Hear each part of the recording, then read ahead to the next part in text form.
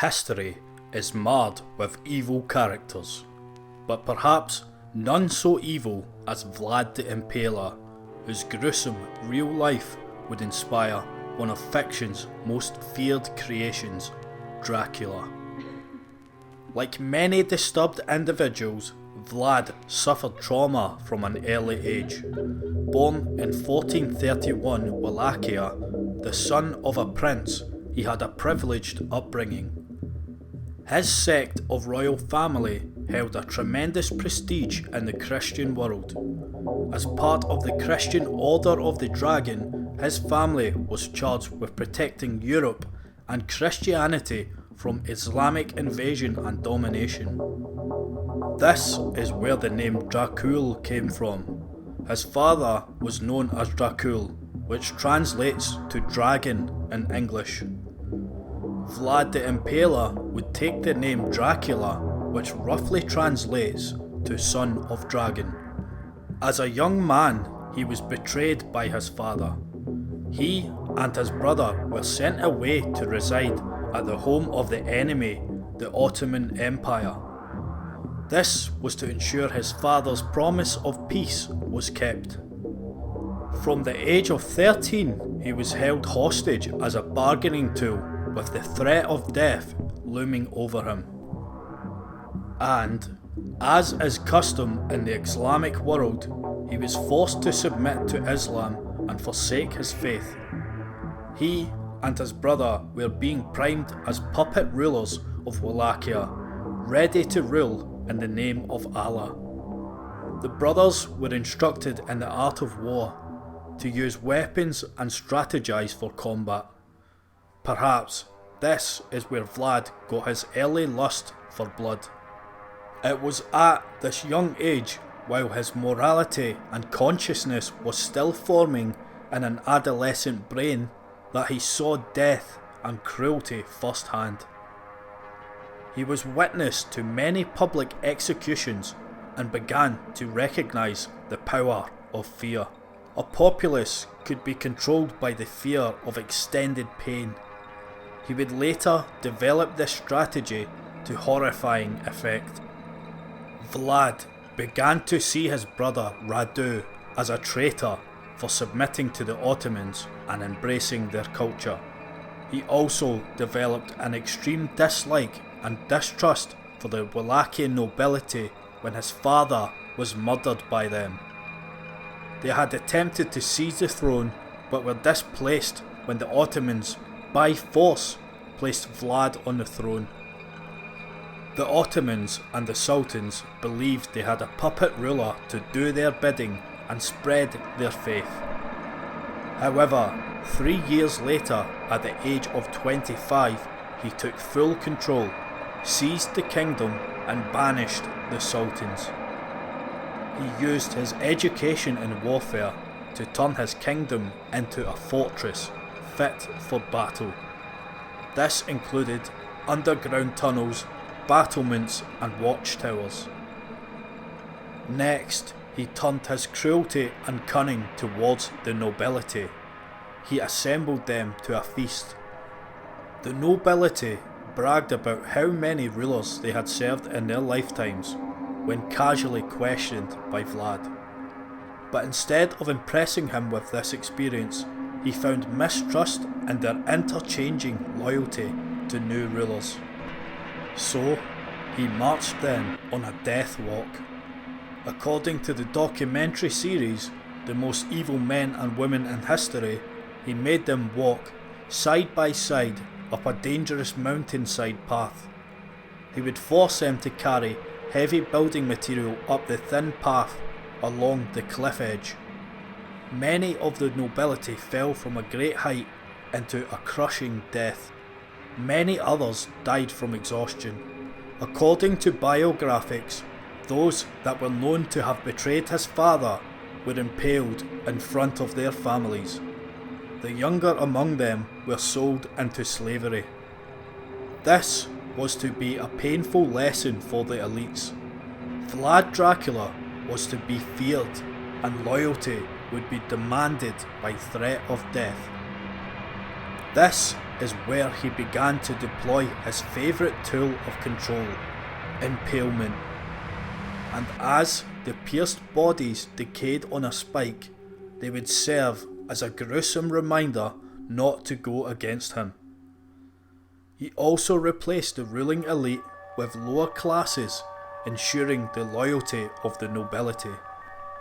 His paranoia of disloyalty made him obsessed with morality.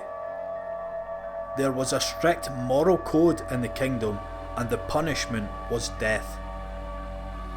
Perhaps picked up from his time with the Ottomans, infidelity was not tolerated. Punishment could include being skinned alive.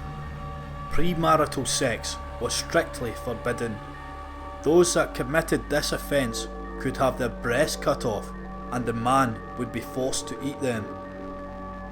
He brutally eradicated poverty by trapping all of the city's beggars in a building and setting it ablaze. He would impale people for minor infractions, and an atmosphere of fear lay on the land. To test this, he allegedly left priceless gold cups in every village corner of the kingdom. Not one single cup was stolen. However, it soon became clear that fear and control was not the only motive. He was a sadist and thrived on the anguish of others. He delighted in impaling people. The myth of Count Dracula would be forged in the real-life bloodthirst of Vlad Dracula. He dined next to impaled subjects and dipped his bread in their blood. On one such occasion, a nobleman complained about the stench of the bodies, so Vlad had him impaled higher than any of the others so he could have fresh air. Thousands would die by his orders.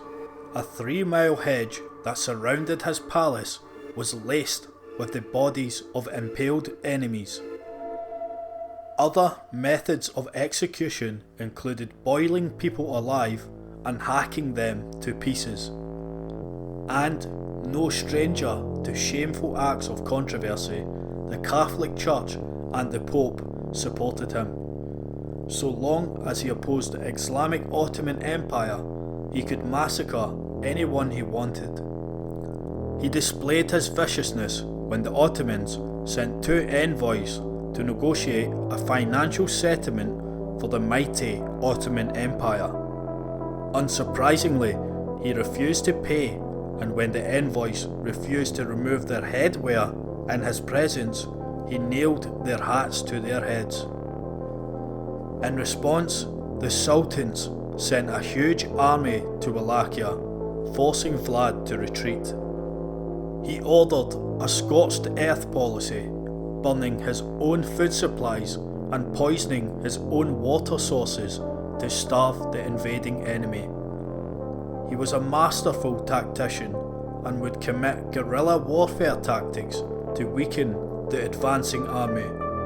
He also used germ warfare by sending bubonic plague infested men into the towns of his enemy.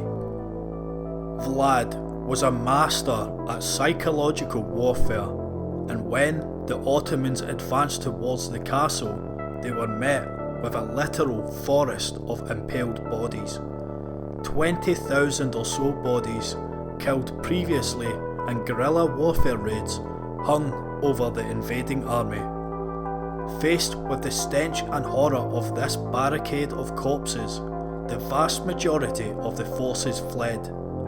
After all, Vlad had a reputation for prolonging the death of his captors, basking in their pain.